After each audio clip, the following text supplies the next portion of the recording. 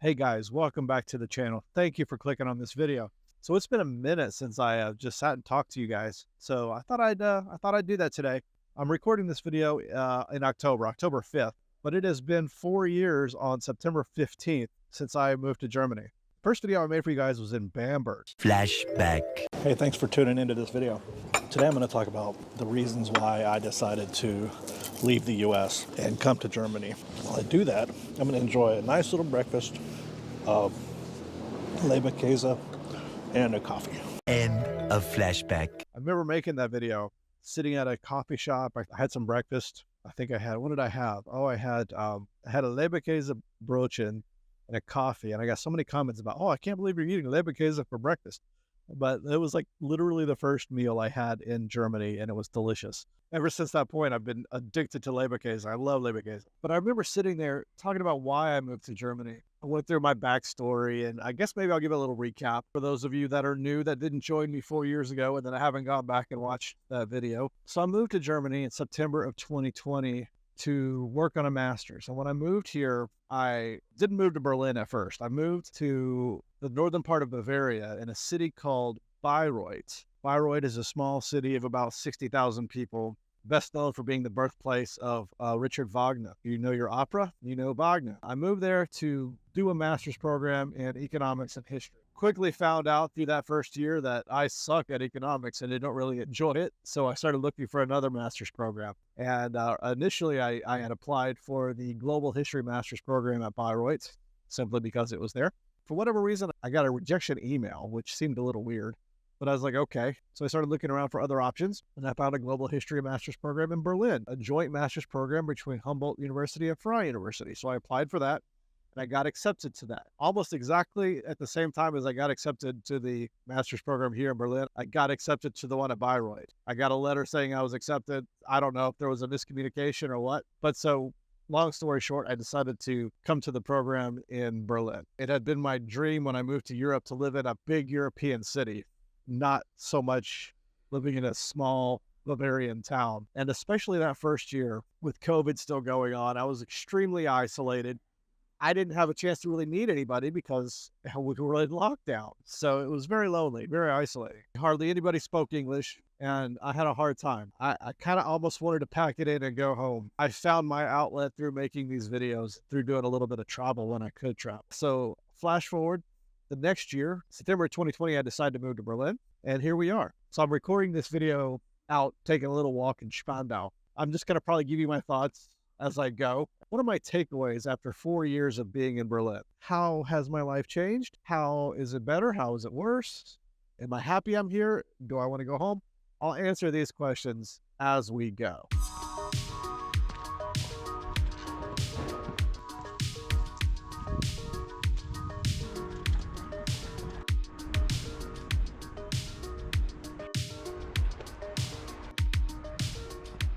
First, let's start with the positive things that I've learned about myself and about living in Germany for the last 4 years. Number one, I don't miss nearly as much as I thought I might about living in a foreign country as opposed to living in the US. I thought I would miss a lot of the conveniences, a lot of being able to go to the store 24 hours a day, some of the food and some of the products that I had access to in the US, but really, there's not much I miss. I do miss really good Mexican food. I will say that's a me problem. That's not a country problem. I do miss a little bit of the convenience of maybe going to the grocery store on a Sunday when I forget to go on Saturday, or going to the grocery store on a holiday when I didn't realize it was a holiday. I do miss those sorts of things, but those things are easily adaptable. You adapt to those things a lot more than you think you might. I find the cultural bridge, the cultural differences living in Germany, living in the US are a lot less than I thought they might be. I think part of this has to do with the internet, and part of this has to do with the homogenization of culture. But when I lived here 20 years ago, 25 years ago almost, well, 20 years ago this year, actually, this December, things were still a bit, you could sense more of a difference than you do today. Here in Berlin, everyone speaks English. You see English on signs in stores and billboards, advertising. So English is everywhere, which makes you feel a little bit more at home, I think. And most everyone speaks English. Get around if you don't speak German that well. I found that I'm a lot more adaptable than I previously was. I can adapt to situations where I'm not comfortable, or before I wouldn't have been comfortable. Being a foreigner in a foreign city really forces you to be more forward and be more outgoing with what you want and what you need, because nobody's going to spoon feed it to you. Nobody's going to spoon feed you learning German. Nobody's there to help you, like to guide you and to hold your hand as you try to navigate the system. So you have to do it on your own. So you have to be independent. You have to be outgoing and get out there and figure out what you have to do. If you're not willing to figure out what you have to do to get along, this life might not be for you.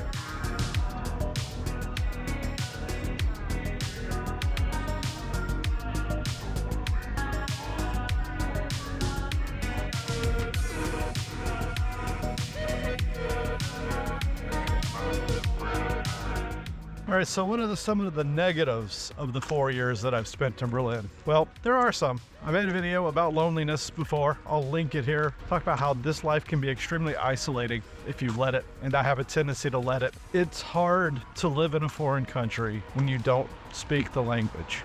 Bottom line. I know people say you can come here, and I did. I came here not knowing. I'd done a little bit of Duolingo. That's about it. So I didn't really know the language. And it is hard to do things simply like go to the grocery store. Those things you take for granted, when you live in the US or you live in a place where you speak the native tongue. The sooner you can learn conversational German, the better. The better your life is going to be. The easier your life is going to be. If you're going to live this life, at least make an effort to learn the language. I've been here for 4 years. I am not fluent. I can get along, but my German is pretty bad. It's definitely not conversation. And if I'm going to stay here or move outside of Berlin, move to a smaller city where they don't speak English as much, I've got to learn German better. That's the bottom line. So definitely, if you're coming, make an attempt to learn the language. It'll help you at least avoid some of that isolation that you might feel moving to a new country.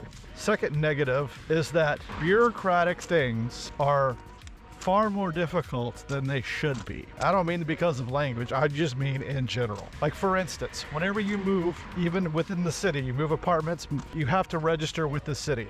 You have to do what they call an Anmeldung. This is simply filing a piece of paper with the district where you are, telling them where your address is.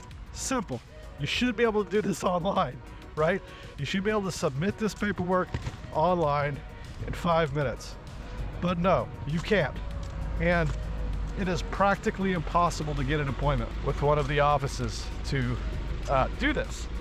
So you're supposed to do it within, I think, like 3 weeks of moving, and you can't get an appointment within 3 months. I will say the biggest drawback by far is the bureaucracy. And then don't get me started about the Ausländeramt, the Foreign Office. I am 100% convinced that the Foreign Office intentionally makes renewing your visa, renewing your residency permit more complicated to see if you really want it, or even getting the original residency permit. Again, the problem comes down to you can't get an appointment. It all comes down to the appointment system. This is 2024, and people can't get appointments. It's ridiculous. There is literally no way to get an appointment. They never have appointments available.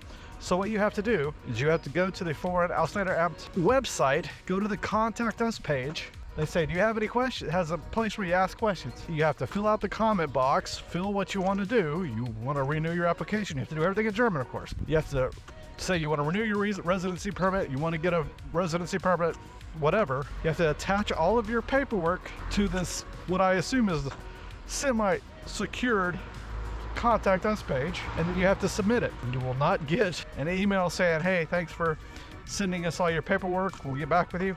No, you wait 3 to 4 months, then eventually they'll come back and say, your appointment is on this date.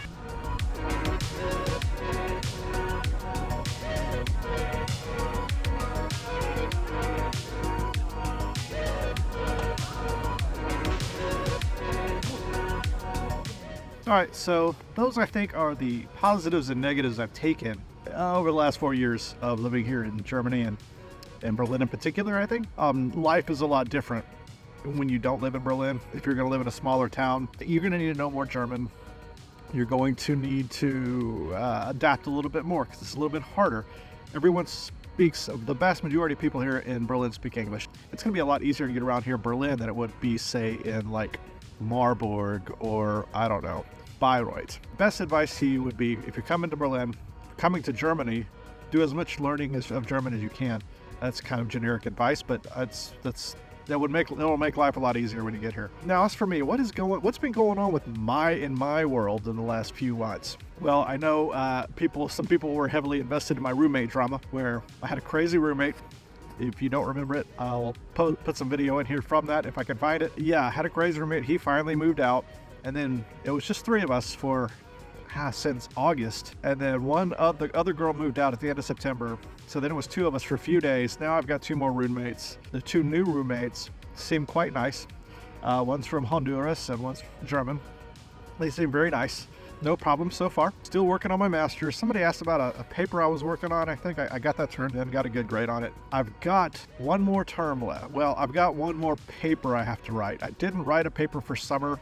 I meant to write a paper in the summer term, but summer is super hard for me. I work so much that I have very little motivation to actually do schoolwork. Yeah, and as you can tell, I am not in Spandau. I'm actually in Mitte right now. Alexanderplatz. I've got a tour starting in a few minutes, so I wanted to say a few words before I got the tour started. But yeah, I'm going to write the final term paper this term, and then we'll start working on my thesis. So I should be done in a year. It's taking me a little longer than I thought, but I'm not in any super hurry.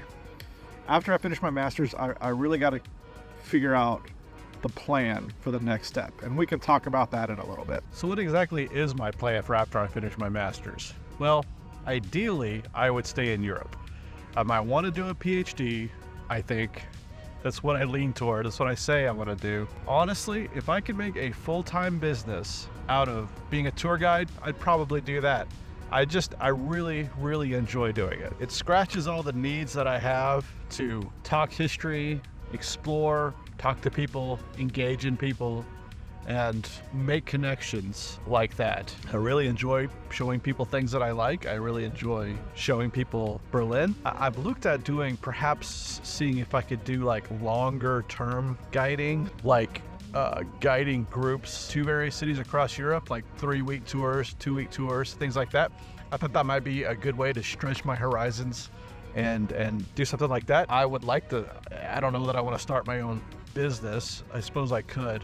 The problem with guiding in Berlin is that between January and March, essentially it's pretty dead. So it's hard to make enough money to support myself in those times. So I'd have to figure out something for those times, but I'll figure it out. The main plan is to get a PhD somewhere. I'd like to stay in Europe to do it. I'd like to stay in Germany. I'd like to stay in Berlin. Ideally, I would stay in Berlin to do it. But if that's not possible, I would go anywhere in Europe. And then that's not possible, I'd go back to the States, or I'd go to Asia. I'd go anywhere to do it, frankly. So yeah, that's sort of my plan as of now. I will keep you updated. I hope you enjoyed this little update / what's it been like living here for 4 years video. Just sort of an off-the-cuff, unplanned thing. So I'll try to do this a little bit more. I know people like the vlogs. The vlogs for me kind of take a little bit too much work for what I get out of it, but we'll see. I may go back to doing some sort of intermittent vlogging like this. Yeah, well, I hope you enjoyed this. If you did, make sure you hit the like button, subscribe if you haven't done so already, and we'll talk soon.